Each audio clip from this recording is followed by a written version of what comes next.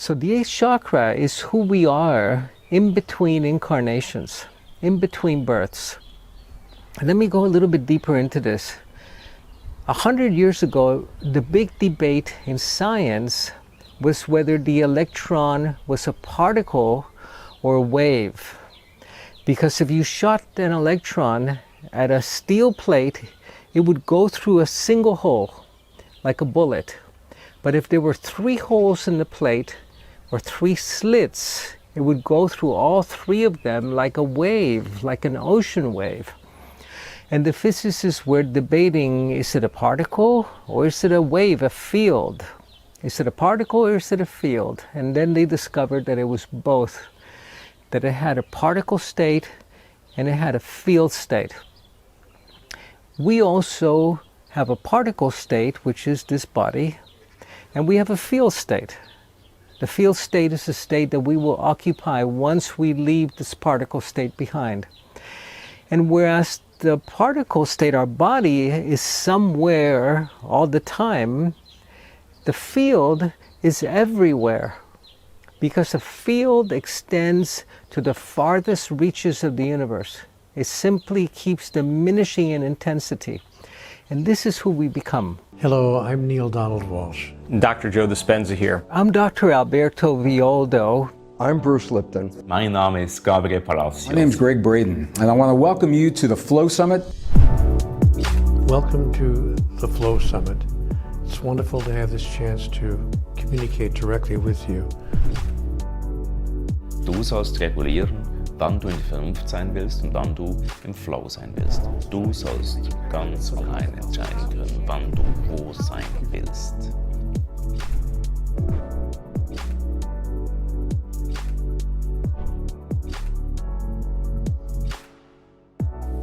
The first concept has to do with your personality. And I believe that your personality creates your personal reality.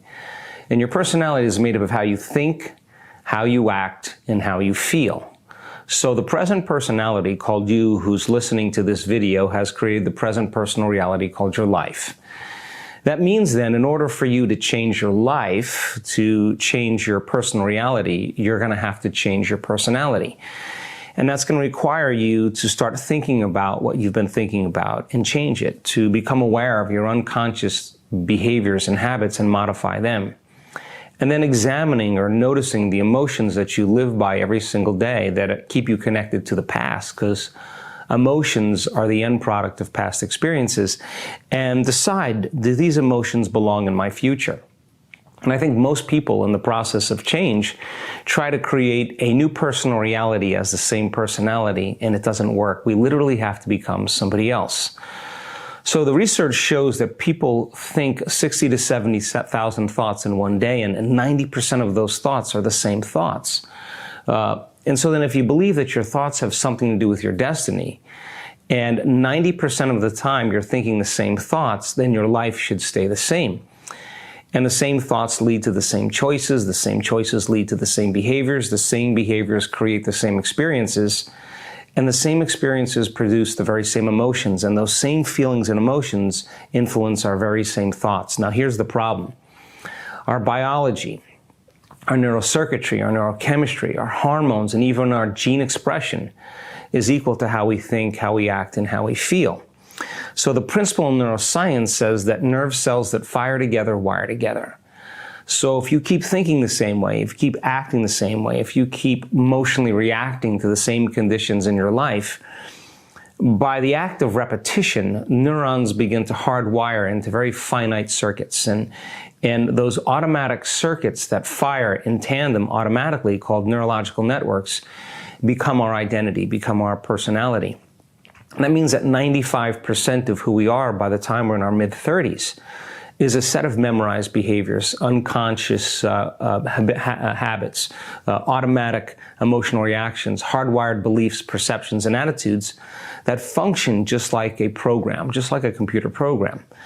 You and I owe it to ourselves and to our children and the future generations to draw upon the wisdom that is at our fingertips, regardless of where it comes from, science, ancient traditions, spirituality, to draw upon that wisdom and to be discerning We're looking for truthful, honest, factual information to help us build real solutions to the world that we're living in today. So this is my focus. This is why I offer you the things that I offer you. This is what I want to talk to you about specifically today. Our world is changing. And even to the skeptics that denied that change up until a few years ago, pretty much everyone now is on board. They say, okay, something in the world is changing. This is no longer business as usual. What do we do to make our lives better? And what do we do to help us embrace that change in a healthy way? And again, this is a focus for me. It's not just about surviving. It's not just about waiting for the changes to end, for business to go back to normal, for life to get back to normal. Because my experience is telling me we're living the new normal. Peace. Peace in our personal lives. Peace on our planet. So here are the 5 steps to peace as I have come to understand them in my conversations with God. If we want to have a peaceful life and a peaceful world, step number 1, we need to acknowledge that some of our old beliefs about God and about life are no longer working. Did you catch that? We have to acknowledge that some of our old beliefs about God and about life are no longer working. This is not a small thing. You do understand that billions of people on the planet, not 1 or 2 or 3 or 4, but billions of people hold certain beliefs about God. They belong to what we would call organized religions. And each of those organized religions have their dogmas and their doctrines and their understandings about God. And to say to members of those various religions, you know, some of our beliefs are no longer working. That is, the things that we hold sacred, the things that we hold dear, are not producing the outcomes that we had hoped that they would produce, which is a closeness to God and a closeness to each other as well.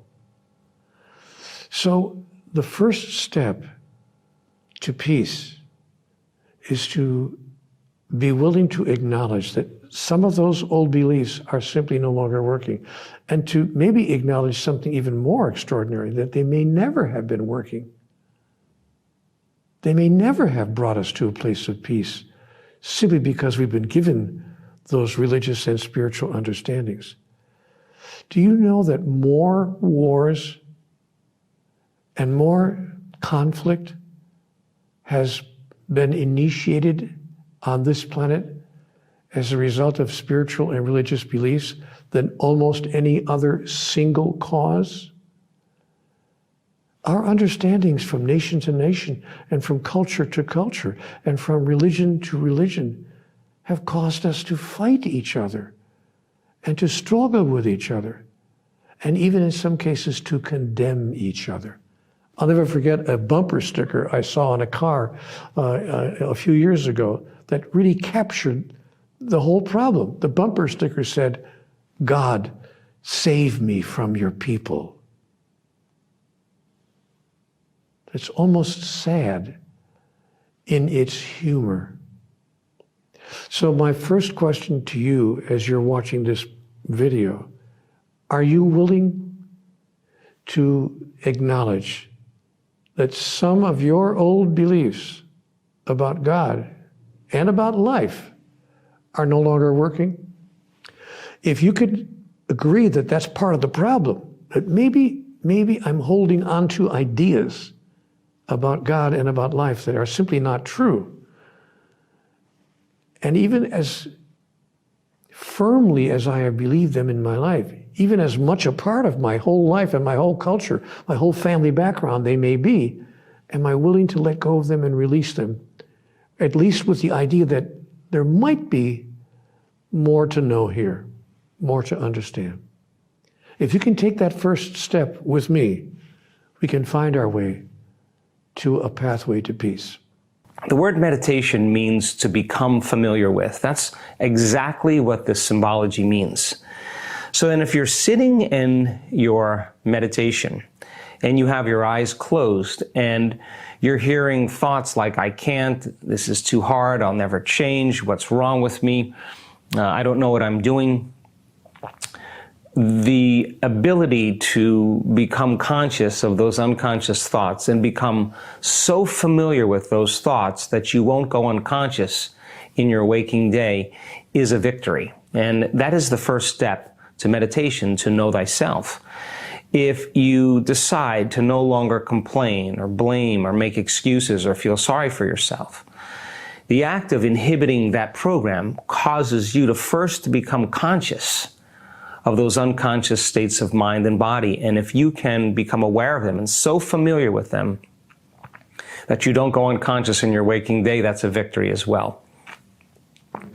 And if you've noticed all of a sudden that you've been living your life in a state of suffering and pain and guilt and shame, but you never connected the dots to realize that that's how you felt the last 20 years of your life, and now you're conscious of it.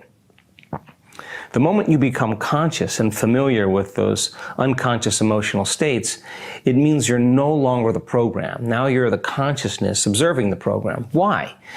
Because 95% of the time we're unconscious, the first step is to become conscious of how unconscious we are.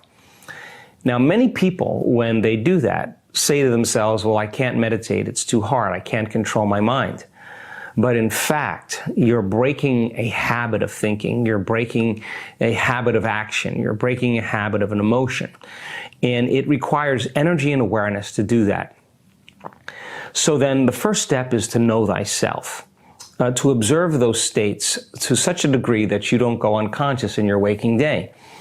Now, the hard part about this is the moment you decide to do something differently or think a new way or no longer feel an emotion, you're leaving the familiar territory of the known self, and that creates a certain amount of discomfort.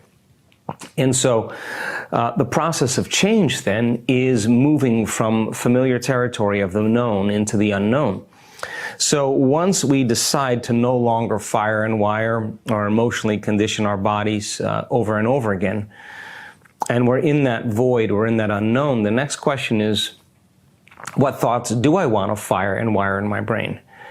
And the act of putting your attention and intention behind a new thought, the act of repeating that thought in the present moment, begins to install the neurological hardware in your brain. And if you keep doing it over and over again, the hardware will become a software program. In other words, nerve cells that fire together, wire together. That thought will become a new voice in your head. It'll be the voice that you listen to, you program or lay down a new program. We enter into our feel state. And one time I asked the same old medicine woman, she was a fierce 90-year-old woman that had the spirit and the heart of a 30-year-old. I asked her, what's the object of all of this shamanic teaching? I mean, what's the purpose of it? And she said to me, Alberto, the object of the medicine teachings is to learn how to get out of this life alive. And that caught my attention. That seemed like a pretty interesting goal to have for this training. How do you get out of this life alive? She said, because at the moment of death, when you enter into the feel state, it's an abrupt event, it's shocking. You leave the physical body behind and you lose consciousness. You forget who you are. And you go into this nightmare, many people do, that they can't wake up from. They don't know that they're dead. You're caught in one of the bardos of Buddhism or one of the purgatories of Christianity. So the object is to learn how to leave our particle state behind and become a field, enter the field state. And we can begin to practice that today, now. And later on, I'm going to share with you a technique for doing this, because you really don't want to wait until you leave your body behind for the last time to learn the way back home to the spirit world. That's not a good time to be asking for directions. You really want to do it now. And we'll come to that in a little while. What the illumination process does is that it clears the imprints of trauma, so that when you do enter the field state, you're clean, you're clear. You do not have any I love yous or any I forgive yous that go unsaid. You are complete. You're ready for infinity. Because the 8th chakra that we spoke about is this radiant orb above the head that you see depicted around the Christ or around the Buddha. And this orb of light exists in infinity, outside of time, but it manifests in time, which is this physical body that we have. We, in effect, are the product of this 8th chakra.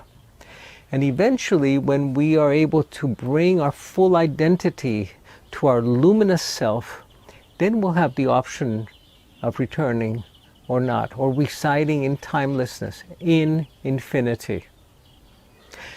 In the Amazon, the legends say that when you die, you must walk across the back of the jaguar, of the rainbow jaguar, to go back to the world of spirit. And the rainbow jaguar is the rainbow. So you must walk over the rainbow to go back home. And to walk over the rainbow, you have to be very light. You cannot have a lot of baggage, or you'll go right through the rainbow into the hell realms. So you must go very, very light, very lightly. The things that bring this heaviness are the trauma that we have encoded in our luminous energy field. And this is the way it works. When you experience trauma, and remember that a lot of the trauma that we've experienced was when we were in our mother's belly, because the stress hormones, the stress chemicals go right through the placental barrier, and they begin to inform us and to create neural networks, pathways in our brain through which we interpret reality. Children like me, mediums who from childhood have this sight or this open mind, tend to follow a path of ESP, extrasensory perception, where they know things, where they feel things, where they have very, very vivid dreams, dreams that actually come true, or dreams where they talk to the spirit world and people who have died will come and talk to them. And even as I grew up and people asked me about these things that happened, these episodes, they would say, but were you not afraid? I said, no, I was never afraid. There was always a sense of well-being whenever I had some kind of episode of mediumship or second sight. I always felt good, as if I was being held by somebody that I couldn't see, obviously, but just a sense of all is well. So the only thing I can tell people is that whenever I had a spiritual experience through my childhood, it made me feel good. Nothing has changed. Because even as I grow into adulthood, I know for a fact that the mediumship that I do is from a loving source, from a higher intelligence, from a guardian, a spirit guide, somebody who watches over me. So I know that everything I do with that loving force above me and working through me will be done to the benefit and good of other people. All right, I'm going to draw a line, a squiggly line here, okay? Now, that represents our common thinking level of the mind, where we live every day, when we're making a souffle, when we're driving, when we're talking, okay? Right up here. And that we call common consciousness. Common consciousness is it's very wasteful. A lot goes on, and we're just sort of, most of the time, the mind is wandering here and there, and then when it needs to focus, it focuses, and that's it. But we can get better use out of the mind, which means we can affect the body in a different way. So what happens is, here, we have let's say that this is the container for the mind here. Above this line is our mind, okay? We can say the mind. And below this line is something we call pure awareness. There are other names for that. Actually, the analogy for it in quantum mechanics is the quantum vacuum. Quantum vacuum. And the definition for this in quantum physics is the nothing from which everything comes. Now, this pure awareness, and you'll experience it in a few minutes. I just want you to get an idea where it fits in here. How do we get there? How do we experience nothing? By doing something? Well, this traditionally is how it's been done. In other words, if you want to clear your mind of thought, pure awareness, if you want to clear your mind of thought, then you must start by doing what? This. Look at a candle flame. You know, express great love. Watch your breath. There are all sorts of techniques that we can do. Underline that word do. What's that mean? Doing something means an activity, doesn't it? An activity is something that happens, that's going on with a thing or with more than one thing, right? How can you experience no thing by doing something? That's why it takes years to clear the mind of thought. But the genius of quantum entrainment, and I say that in all humility because I didn't invent it, I just discovered it. It was just laying there. And I was just lucky enough to see this. How to get from here to here. And the odd thing is, you can't try, because this is the field of more activity, this is the field of less activity, this is the field of no activity. So how do you do less and less activity? By doing something. You can't. Right? You can move to lower levels, right? But you can't experience nothing by doing something. Can't. How do we do it? We do it by not doing, and even though that probably doesn't make a lot of sense up here, I'll show you graphically.